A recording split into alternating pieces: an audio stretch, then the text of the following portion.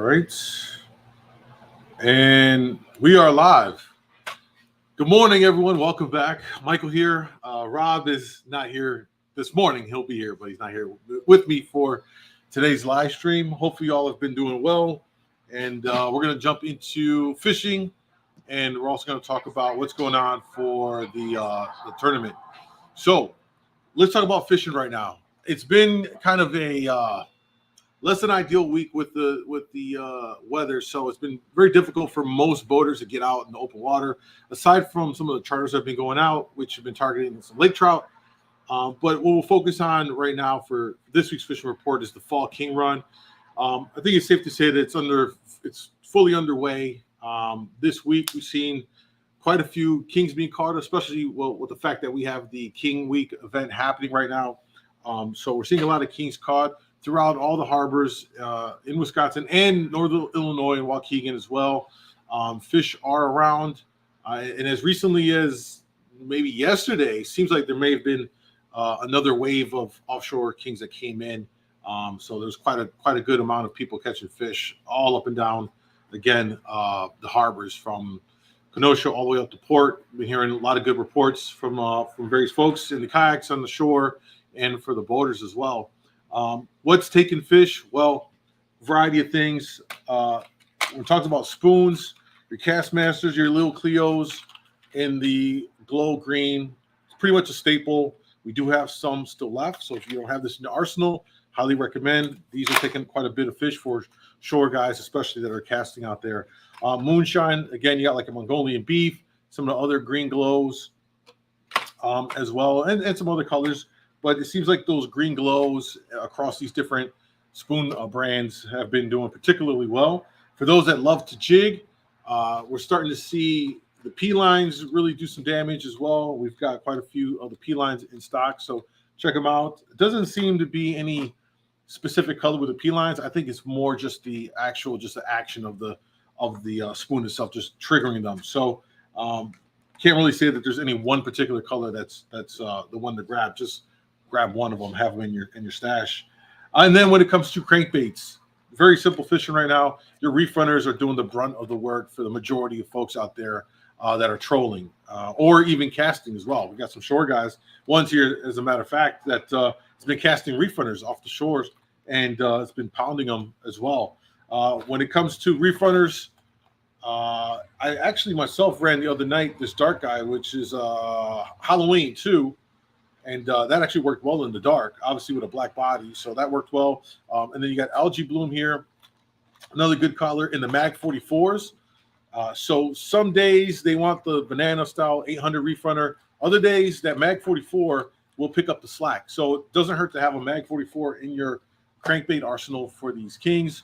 And in terms of working those guys, play around with your amount of line that you have out. Anywhere from 50 back to as far back as 100. It just kind of really depends on where they're at in that water column. So use your graph to see where they're sitting in the water column. Are they tight to the bottom? You're probably going to have to run those longer lines back to get those cranks all the way down closer to them. And if they're higher in the water column, then you could probably run them shorter because they're up higher.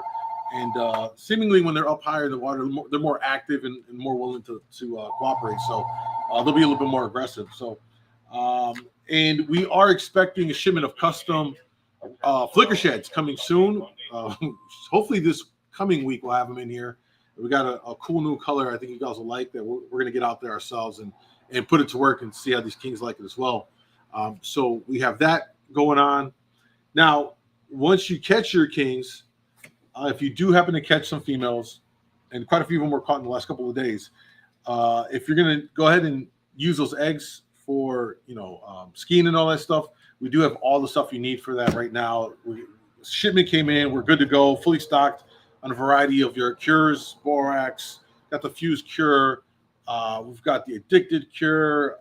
I mean, we've got a shelf full of stuff, Last Supper here as well, and different colors. So you can come by and grab whatever ones you want, so you can take care of those eggs and cure them up. We also have the spawn nets and the threading here. So if you get other kind of eggs, you want to top your own stuff, you can do that as well. We got a variety of colors on the netting as well.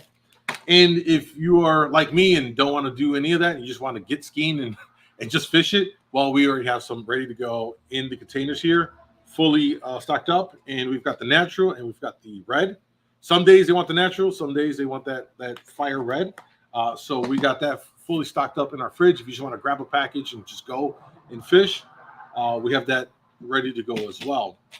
And if at any point you guys have any questions, let me know. One quick thing to remind you all, if you are putting any crankbaits out there, whether they're the reef runners, flicker shads, change out those hooks and upgrade them. Upgrade them both in strength, like a 2x minimum. Also upgrade size. I usually go up one size from whatever the stock is, just so there's a bigger treble hook swinging around. So when they do swipe at it, it'll stick them in or around their mouth, versus using the smaller hooks. Just tend to have a better hookup ratio when you upsize the hook size itself, and of course the strength of the hook. So we got a bunch of owners trebles in here, very, very sharp. Love these, as well as we got gamakatsus as well. So we're fully stocked on all of that gear. So take advantage while we do have it, because as word's getting out that kings are being caught a lot more across the board, even more folks are going to come out. Seems like, again, we're under the full fall run swing now at this point here, even despite the changing weather temps and all that stuff. But so get out there, get some fishing done. If you want to avoid the crowds, it's probably best to try and fish throughout the weekday when it'll be a lot less congested. And so that's probably a good reason to burn some sick days or vacation days, and get out there in the water during the weekday, and a lot less pressured, and have some fun out there. Some other things we wanted to mention is that our King Week event is ending today. So as I have posted multiple times throughout this week, it's going to be a close finale, because the majority of our fish are roughly about the same size. I actually made a post yesterday on our Facebook page as I'm looking through the data and seeing that the average size of fish caught for this King Week event compared to the last 2 years I've run this is down. I think the average weight I posted is roughly around 14 and a half or so pounds, under 15 pounds, average weight of these kings caught by all the anglers in the event this week. So if that's the average, everyone's total weights, all it takes is one fish over 20 pounds to completely change the standings. And we're going to do a broadcast later on this afternoon, roughly 3:30 p.m. with the final announcement, standings, and placements. So we'll share all that with you guys with the totals. We should have most of those anglers here as well. So we'll get a chance to pull them up here on the live stream and talk to them about what worked for them throughout the week, what were some of their favorite lures, in hopes that can help you guys as well for your fishing out here for the Fall Kings. And quickly, I just want to say, if you're new to fall fishing for kings, feel free to stop on by, pick our brains, myself or Rob. Happy to help. If you need to get locked and loaded with any gear, we get you all set up with that and get you the core things you need, most of which I showed you already. All you need is just a handful of spoons, a couple of crankbaits, and you can really get out there and start fishing today.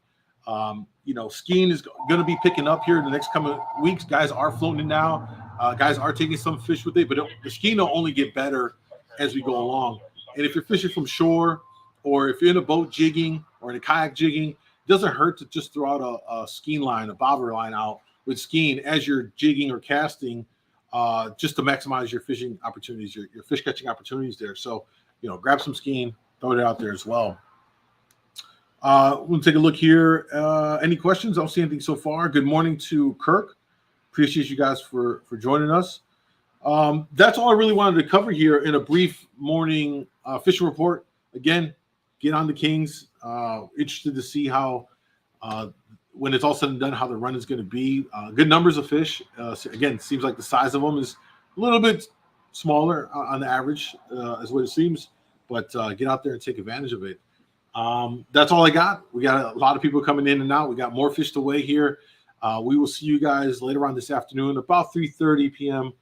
And we'll have the final standings announcement and all of that, and trying to do a recap with some of these anglers for the King Week event and share that info with you guys. All right. So take care out there. It looks like today's a nice day to get out. Hopefully you are going to get out and get on some kings. Tight lines, guys. We'll see you guys soon.